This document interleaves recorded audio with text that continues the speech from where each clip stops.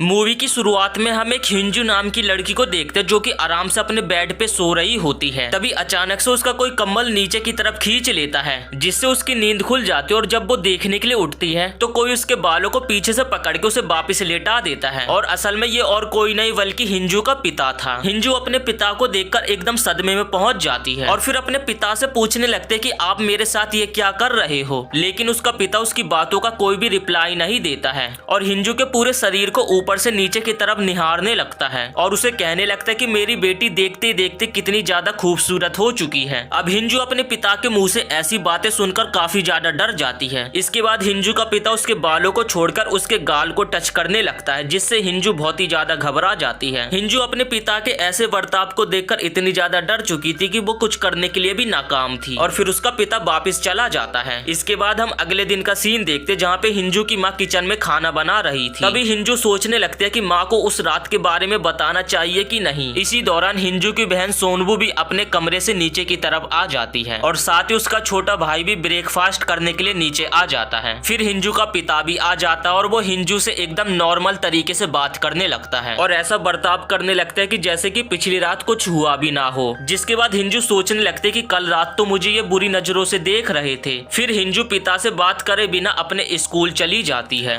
तभी हम देखते हैं कि हिंजू की माँ खाना पकाकर लेकर आ जाती है। हिंजू की माँ खाने को टेबल पे जोर से पटकती है जिससे उन लोगों को कुछ भी समझ नहीं आता है। फिर यहाँ उनकी माँ एकदम भुक्कड़ों की तरह खाना खाना शुरू कर देती है। वह खाने को इस तरीके से खा रही थी जैसे उसने कई सालों से खाने को ना खाया हो और बच्चे को खाने का टेस्ट पसंद नहीं आता जिससे वो मुंह से उगल देता है और बोलने लगते कि खाने में आपने बहुत ज्यादा नमक डाल दिया है। जिसके बाद उसकी माँ एक मुट्ठी में खाने को लेती है और खाने को खा लेती है और उसी झूठे खाने को अपने बेटे को भी खाने के लिए देने लगती है। वो नहीं खाना चाहता था क्योंकि उसे बहुत ही घिनौना लग रहा था। बच्चा खाने को नहीं खाना चाहता था इसलिए वो अपने पिता की तरफ देखने लगता है। फिर पिता बच्चे की साइड लेके बोलता है जिसे खाना नहीं खाना वो ना खाए और ये सुनकर उसकी माँ गुस्से में पूरे खाने को फेंक देती है। बच्चा अपनी माँ के ऐसे बर्ताव को पहली बार देखकर रोने लगता है और उसकी माँ यहाँ पे कहने लगती है कि जो भी मैं बनाती हूँ तुम्हें कभी पसंद नहीं आता है और एकदम साइको की तरह जोर जोर से चिल्लाने लगती है। परिवार के लोगों को ये सब बिल्कुल भी समझ नहीं आ रहा था आखिर इन लोगों के साथ ये क्या हो रहा है। दरअसल इनके साथ ये तब शुरू होता है जब ये लोग एक नए घर में शिफ्ट हो जाते हैं। इन लोगों को पता भी नहीं था कि इस घर में एक आत्मा का साया है और ये सब वो आत्मा ही इन लोगों के साथ कर रही है। फिर हम देखते हैं कि हिंजू की बहन सोनबू वॉशरूम में नहा रही होती है तो वॉशरूम के पास कोई आके खड़ा हो जाता है और ये हिंजू की बहन सोनबू होती है जिसे देखकर वो बहुत ही ज्यादा डर जाती है। फिर इसके बाद वो दोनों बहन अपने कमरे में आ जाती है जहाँ पे हिंजू अपनी बहन सोनबू को उस रात के बारे में बताने लगती है कि पिता उसे बहुत ही गंदी निगाहों से देख रहे थे और रोजाना रात को वो उसके रूम में आ जाते हैं। अपनी बहन के मुंह से ये बातें सुनकर युंजू बहुत ही ज्यादा डर जाती है। तभी हम देखते हैं कि उन दोनों की बातों को उसके पिता सुन लेते हैं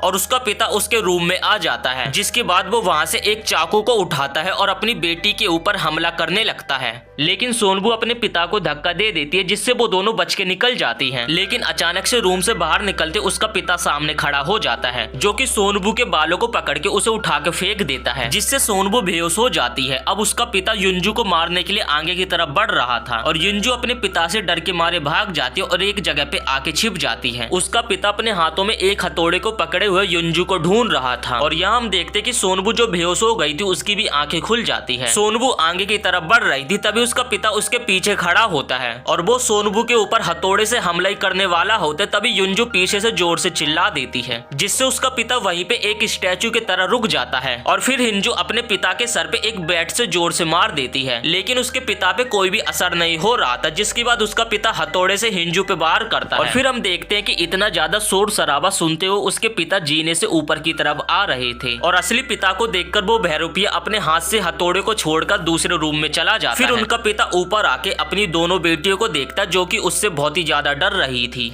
तभी उनके पिता दरवाजे पे हुआ एक बड़ा सा छेद देखते हैं और उन दोनों से पूछने लगता कि क्या तुम दोनों यहाँ पे लड़ाई कर रही थी और तुम दोनों में से ये छेद यहाँ पे किसने किया है। लेकिन पिता की कोई भी बातों का रिप्लाई नहीं देता है। तभी वहाँ पे उन दोनों का छोटा भाई आ जाता और पीछे से उनकी माँ अपने हाथ में हथौड़ा लेकर आ जाती है जो कि अपने पति के ऊपर बिना बात करे हथौड़े से हमला करने लगती है। तभी उनका पिता अपनी पत्नी को रोकने की कोशिश करता लेकिन वो उसे धक्का दे देती है। जिसके बाद वो काफी डरावनी एक स्माइल करते और टूटे हुए कांच के ऊपर चलने लगती है और अपने रूम में चली जाती है। लेकिन तभी उनकी माँ नीचे की तरफ से आवाज देकर ऊपर आ रही थी और उन लोगों से पूछने लगते हैं कि यहाँ पे ये क्या हो रहा था। लेकिन लेकिन माँ की बातों का कोई भी रिप्लाई नहीं देता और सभी लोग उससे डर रहे थे। तभी उनका पिता डरते हुए रूम का दरवाजा खोलने लगता है, लेकिन जब रूम का दरवाजा खोलते तो उसके अंदर कोई भी नहीं होता है और उसका पिता फ्लोर पे पड़े हुए हथौड़े को देखता है और माँ अपने डरे हुए बच्चों के पास जाने लगती है और पूछने लगती है कि यहाँ पे क्या हुआ। लेकिन युंजू अपनी माँ से डरते हुए अपनी बहन के पास चली जाती है। तभी हम देखते कि सुबह उनके पिता अपने भाई को घर पे बुलाते हैं और अगले दिन जब उनके पिता का भाई उसके घर पे आ जाता है और ये लोग घर में घटित सारी घटनाओं को उसे बताने लगते हैं, लेकिन उसका बड़ा भाई उसकी बातों पे बिल्कुल भी यकीन नहीं करता था। जिसके बाद वो सभी लोग डिसाइड करते कि आज रात वो एक ही रूम में सोएंगे। लेकिन इस छुटके बच्चे को रात को बहुत जोर की सूसू लग जाता है और ये छुटका बच्चा किसी को बिना जगह सूसू करने के लिए चला जाता है और तभी इस बच्चे की जगह एक डुप्लीकेट रूम में आ जाता है जो चक्कू उठा के एक डरावनी सी स्माइल करता और वो फादर को मारना चाहता था, लेकिन वो फादर को नहीं मार पा रहा था। और ऐसा कैसे हुआ और ऐसा लग रहा था कि उसे किसी चीज ने मारने से रोक लिया और फादर भी समझ चुके थे कि यहाँ पर किसी खतरनाक आत्मा का साया है। लेकिन फादर इस खतरनाक आत्मा से अकेले नहीं लड़ सकते थे, इसलिए वो अपने एक सीनियर फादर से इसके लिए मदद मांगता है। फिर सभी सीनियर बैठकर इस बारे में साथ में डिस्कस करने लगते हैं कि आखिर इस फैमिली को उस आत्मा से कैसे बचाया जाए और फिर वो लोग सभी डिसाइड करते कि हम लोग साथ में मिलकर उन परिवार को आत्मा से छुड़ाएंगे। फिर सभी फादर्स की टीम हुंजू के अंकल के साथ उनकी मदद करने के लिए जाने लगते हैं। लेकिन जब वो रास्ते से कार के द्वारा आ रहे थे तो उनकी कार के सामने एक कौवा आ जाता है और साथ ही उनकी गाड़ी का ब्रेक फेल हो जाता है, जिससे वो गाड़ी को रोक नहीं पाते हैं और उनकी गाड़ी का हाईवे पे ही एक खतरनाक एक्सीडेंट हो जाता है।